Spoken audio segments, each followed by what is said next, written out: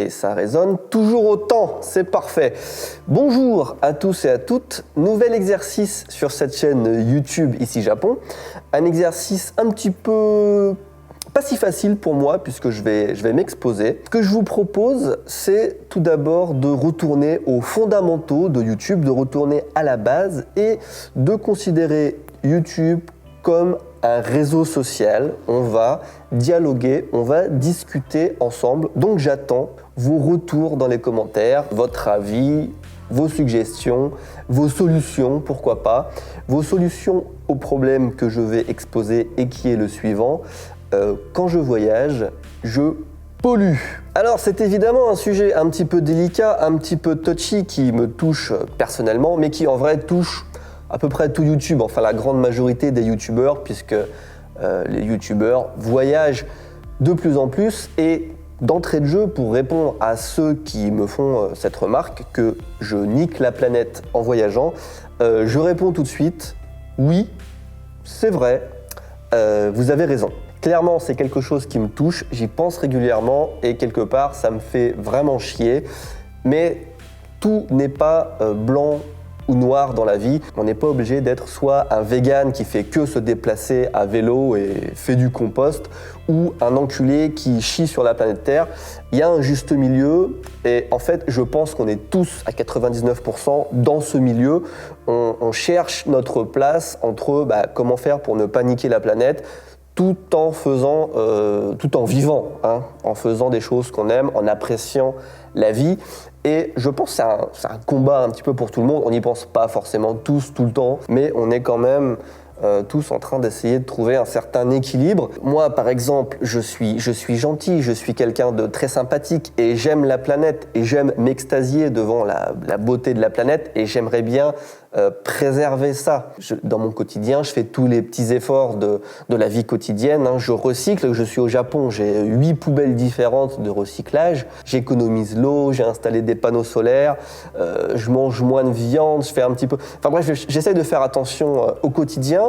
Mais pour autant, j'ai pas envie d'arrêter de vivre et surtout, j'ai pas envie d'arrêter de donner envie aux gens de voyager parce que c'est quelque chose qui pour moi est essentiel, tout simplement. Donc on va parler de ça, on va parler de mon point de vue et j'aimerais bien avoir vos retours là-dessus dans les commentaires pour voir comment on peut peut-être s'améliorer ou pas. Depuis l'année dernière, c'est vrai que j'ai beaucoup voyagé, j'ai beaucoup pris la voiture, j'ai beaucoup pris l'avion. Une partie non négligeable de mes repas, c'était des plateaux repas à manger dans des avions.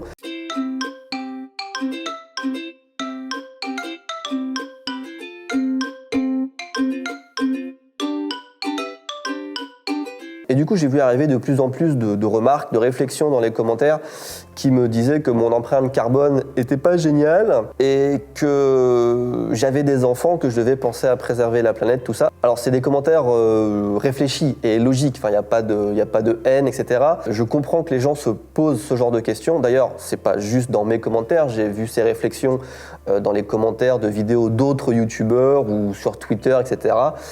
Ça arrive de plus en plus, sur ma chaîne parce que la chaîne grandit, donc forcément il y a plus de gens qui participent, mais aussi parce que ce sont des sujets qui sont beaucoup traités, notamment sur YouTube. Il y a de plus en plus de youtubeurs qui font des vidéos un petit peu partout dans le monde pour parler du réchauffement climatique et des problèmes de la planète, ce qui est très bien. Mais voilà, c'est un fait que je pollue beaucoup, que les youtubeurs en général, je nous mets un peu tous dans le même panier, excusez-moi les amis, mais c'est vrai qu'on voyage beaucoup, que ce soit pour faire des vlogs, des documentaires, pour faire des partenariats avec des marques, pour assister à des événements ou des conventions à droite, à gauche dans le monde. Donc je pense que le youtubeur pollue beaucoup plus que la moyenne. Je pollue beaucoup plus que la moyenne, clairement. À ma connaissance, il n'y a pas vraiment d'alternative à l'avion, à la voiture. À la limite, peut-être on peut se déplacer en voiture électrique, mais là encore, ça poserait d'autres problèmes. Comment sont fabriquées les batteries, comment elles sont recyclées, enfin bref, c'est très complexe. Et au final, on arrive à un choix qui est que je fais quelque chose ou est-ce que je ne fais rien? Est-ce que je tourne une vidéo ou est-ce que je la tourne pas? Il n'y a pas vraiment de juste milieu et du coup, on est obligé de faire un choix qui finalement est assez radical. Soit on voyage, on fait des vidéos qu'on aime, des vidéos intéressantes et du même coup, on nique la planète. Soit on reste chez nous et on fait, on peut très bien faire des challenges et des je mange bleu pendant 24 heures, tous. YouTube serait vraiment chiant à ce moment-là, je pense qu'on est tous d'accord là-dessus.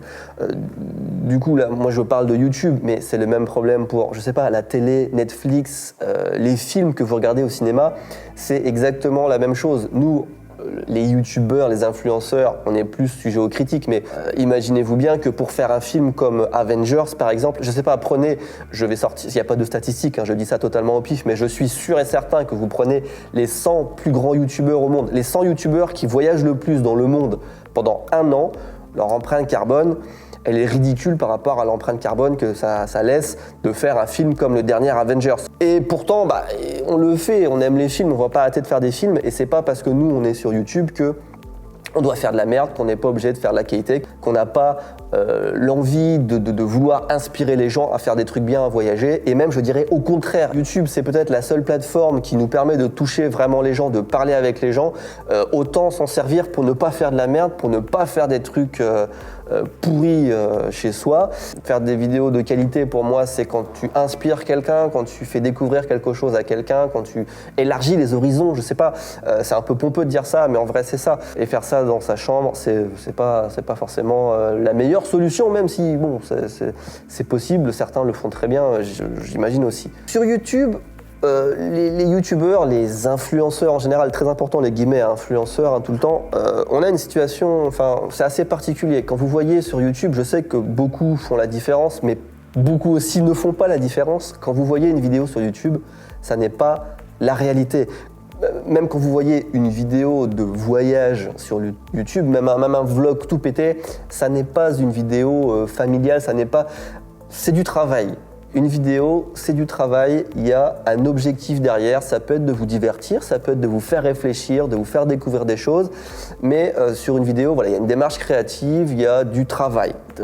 Même quelqu'un comme moi qui ne suis pas youtubeur professionnel, si je peux dire comme ça, j'ai un autre travail à côté qui m'apporte des revenus. YouTube, c'est pas ma source de revenus principale, je considère pas ça vraiment comme mon travail, mais néanmoins, c'est mon travail. YouTube, c'est inclus dans mon entreprise. Tous les youtubeurs qui génèrent des revenus, vous le savez, ont une entreprise. Faire une vidéo, ça reste un travail, ça prend du temps et au final, on le fait pas pour nous, on le fait pour montrer à quelqu'un. Donc déjà, n'imaginez pas que parce qu'on voyage, ça représente notre quotidien. Moi, dans la semaine, 6 jours sur 7 à peu près, je suis assis devant ce PC à travailler, soit pour le boulot, soit pour monter des vidéos.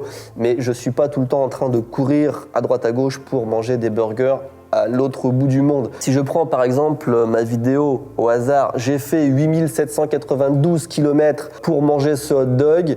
Évidemment que dans la vie, je ne vais pas, dès que j'ai faim, à l'autre bout du monde, manger un hot dog, un hamburger. Simplement, je voulais faire découvrir les beautés de l'Islande, découvrir l'Islande avec vous. J'ai fait une vidéo de voyage de 20 minutes et pendant 3 minutes, j'ai mangé un hot dog. C'était la cerise sur le gâteau, c'est mon objectif. Il me faut un objectif quand je voyage et souvent, c'est de la bouffe. Donc ça représente bien l'esprit de ma chaîne YouTube. Je veux inciter les gens à découvrir le monde, à voyager et j'ai toujours un objectif, ça tourne autour de la nourriture, d'une exploration à faire, quelque chose comme ça, mais je fais pas ça pour moi pour aller manger un burger. Je sais qu'il y a des gens qui pensent ça, alors que non, il y a une réflexion quand même derrière, il y a un objectif. Parfois, je sais que beaucoup le comprennent aussi, mais c'est frustrant quand les gens s'arrêtent sur un titre et disent « Oh dis donc, c'est beaucoup de faire un aller-retour en voiture juste pour manger un burger. » Ça n'est pas pour manger un burger, c'est pour vous faire découvrir une région, un pays, pour vous entraîner avec moi dans ce processus qui est il faut faire des trucs dans la vie, il faut voyager, il faut se bouger le cul, il ne faut pas rester devant la télé. C'est l'idée. Et tout ça n'est pas une excuse non plus. Je dis pas on est youtubeur donc on peut polluer. Non, chacun à notre niveau, on est responsable et on doit être responsable.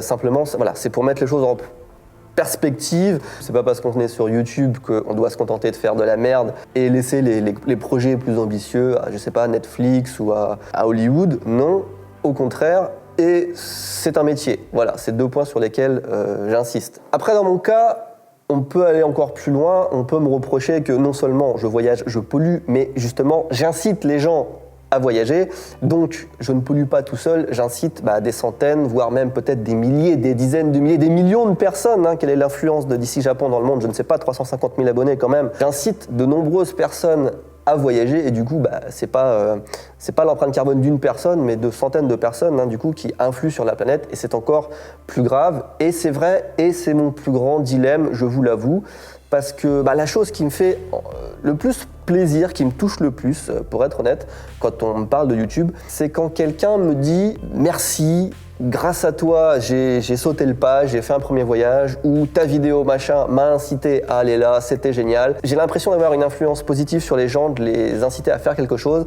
et au final, ils en sont très heureux, j'en suis très heureux, et c'est pour ça que j'ai créé la chaîne Ici Japon à la base, c'est vraiment pour inciter les gens à faire des choses, à voyager, à s'intéresser aux différentes cultures, et même à l'époque où je faisais, parce qu'avant je faisais des blogs, je suis sur internet depuis 2004, ça fait déjà 15 ans, ça ne rajeunit personne et surtout pas moi. Mais c'était toujours, dès que j'ai commencé à faire un truc sur internet, c'était pour inciter les gens à aller voir ailleurs, à sortir de chez eux. Je trouve ça insupportable de rester à la maison, à regarder la télé. Ça nuit au monde d'une façon qui m'énerve vraiment. Après, il y a aussi beaucoup de personnes qui aimeraient voyager et qui ne peuvent pas voyager, qui n'ont pas forcément les moyens, qui n'ont pas forcément les conditions physiques, des personnes en situation de handicap, qui me disent voyager à travers mes vidéos et ça me fait super plaisir et ça m'encourage, ça me donne envie d'en faire encore plus. C'est ma façon de voir le monde, de vous montrer le monde comme ça de façon un petit peu divertissante mais toujours en apprenant des trucs. Si ça plaît aux gens, si ça vous aide, ça m'encourage évidemment à continuer sur cette voie. Le jour où je ferai plus de vues sur YouTube, je ne ferai plus de vidéos non plus, je pense. Alors, je vais vous expliquer mon point de vue plus en détail. Je m'attends pas à ce que tout le monde comprenne, parce qu'on est tous uniques, on voit pas les choses de la même façon, on n'a pas la même expérience.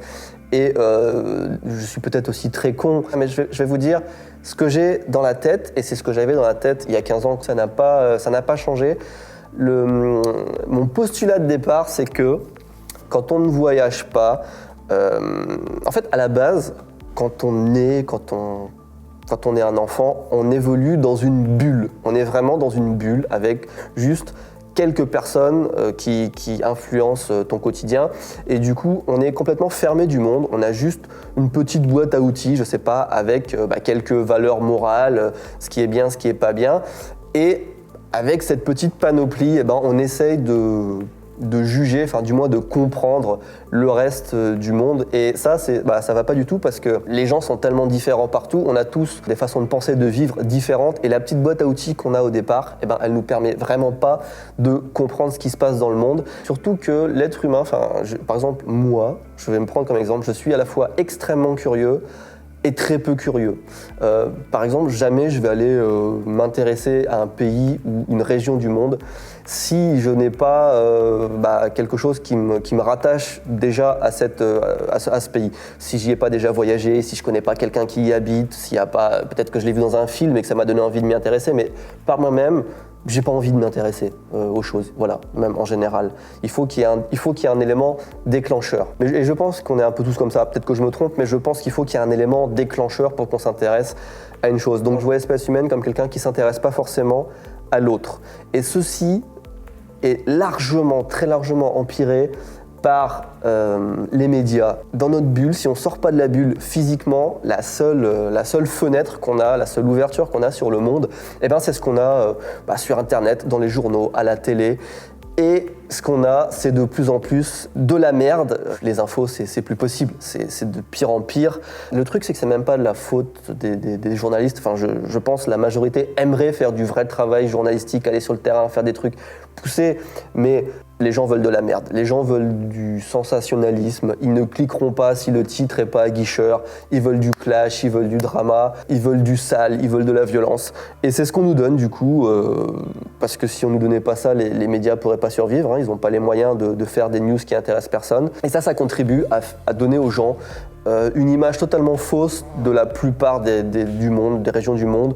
À la base, on n'a déjà pas la curiosité de s'intéresser nous-mêmes, et si en plus on nous donne des images qui sont clichés, qui sont biaisées, qui sont fausses, voilà, le résultat c'est qu'on est tous dans le monde plus ou moins montés les uns contre les autres, on a tous des clichés, on a tous peur. Les Américains, c'est des enfoirés qui se prennent pour les rois du monde. Les Chinois, c'est des enfoirés qui veulent devenir les rois du monde. Les Arabes, évidemment, c'est tous des terroristes. Les Japonais, leur passe-temps, c'est de tuer des baleines et de tuer des dauphins, évidemment. Voilà, on est rempli de clichés comme ça. Et je sais que beaucoup passent outre, mais pas tout le monde. Et de toute façon, on a toujours certains clichés qui restent. Tant qu'on n'est pas allé sur place, on ne peut pas savoir comment c'est vraiment. Et ça, c'est très mauvais pour le monde en général. Les guerres, le racisme, le terrorisme, les montées des extrémistes, et tout ça, c'est des choses qui, je ne sais pas si ça pourrait être évité, mais ça pourrait être grandement réduit si les gens voyageaient, étaient ouverts, se mixaient un peu plus, essayaient de se comprendre. Et voilà, c'est très con comme discours, mais je pense vraiment que c'est ça. Et ne pas voyager, rester renfermé sur soi, je pense que ça amplifie ce phénomène, tous ces phénomènes négatifs. Et moi, j'aimerais contribuer au contraire, à faire en sorte qu'on s'aime tous un petit peu dans le monde. Moi, j'aime bien, je suis non-violent, j'aimerais bien que les gens s'aiment tous et aller voir sur place, tu vois. Les Américains, c'est tous des enculés, va aux États-Unis, va prendre du temps, discute avec les gens et reviens et dis-moi si vraiment c'est tous des enculés. Moi, personnellement, je ne pense pas. Partout où je vais dans le monde, je trouve que les gens sont, pour la plupart, extrêmement sympathiques et nous ressemblent. On a tous envie d'avoir une vie intéressante, heureuse. On est tous prêts à échanger des blagues. Et voilà, c'est ma pensée. Et là, bon, évidemment, je vous ai parlé de trucs négatifs, tout ça, mais voyager, avant tout, c'est évidemment découvrir de nouvelles choses, se faire des amis, attiser sa curiosité, développer ses compétences. Il n'y a que du truc, il n'y a que du positif à voyager. Alors que à ne pas voyager, il n'y a aucun aspect positif, c'est tout le contraire. Donc voilà, je me trouve face à, vraiment, sincèrement, face à un dilemme. Quand je touche mes lunettes comme ça, c'est que je réfléchis, et là je réfléchis. Est-ce que je préfère vivre dans un monde où la nature n'est pas polluée, où il n'y a pas de problème de déplacement de population, où les gens qui ont moins de pouvoir d'achat que moi vont pouvoir s'en sortir quand même, ou j'ai envie d'évoluer et que mes enfants évoluent dans un monde où les gens sont plus ouverts, plus cultivés, plus curieux, plus ambitieux, plus... Je ne sais pas. Je réfléchis et aucune des deux situations, évidemment, ne me convient. Mais à mon échelle, ce que je peux faire, c'est, à mon avis, pas sauver la planète. Évidemment, on a tous un impact sur la planète, mais que je voyage pas, ça va rien changer. La situation de la planète va pas changer de 0,0001 degré. Le fait que je voyage dans les vidéos, est-ce que ça va inciter tellement de personnes que ça va empirer la situation ? Je ne sais pas. Alors que continuer à dire aux gens de voyager, de faire des choses et que ça va les rendre plus heureux et ça va, je pense, vraiment contribuer à faire un monde meilleur. Vraiment, si on est tous plus ouverts, plus curieux, le monde est meilleur. Ça, je peux le faire et je le fais. D'un autre côté, je sais qu'il y a beaucoup de personnes beaucoup plus intelligentes, beaucoup plus cultivées qui informent tout le monde sur la situation de la planète et certains qui essayent de trouver des solutions et j'espère qu'ils trouveront des solutions. Moi, pendant ce temps-là, à mon niveau, je trouve que c'est important de voyager, donc j'incite à faire ça. Est-ce que j'ai tort? Est-ce que j'ai raison? Je ne sais pas. À l'avenir, en vrai, je vais quand même voyager beaucoup moins que ça. Là, cette année, c'était quand même exceptionnel. J'avais beaucoup d'envie. J'étais frustré de ne pas avoir voyagé pendant longtemps. Et c'est quand même un rythme assez difficile. J'ai pas besoin de le faire non plus. En vrai, j'ai tellement de choses à vous montrer à Tokyo, au Japon, que je vais essayer de trouver un équilibre. Mais j'ai toujours cette envie de voyager, de partager, de faire en sorte que les gens ont envie de découvrir. Voilà, donc j'attends impatiemment vos retours, vos suggestions, peut-être vos solutions dans les commentaires. Soyez polis et courtois avec moi déjà, s'il vous plaît, merci. Mais surtout entre vous, c'est un espace de discussion, vous discutez avec des humains, tout le monde a le droit d'avoir son avis. Et pour finir sur une note peut-être un petit peu plus gaie, j'aimerais vous rappeler que on va tous mourir. Voilà, à bientôt.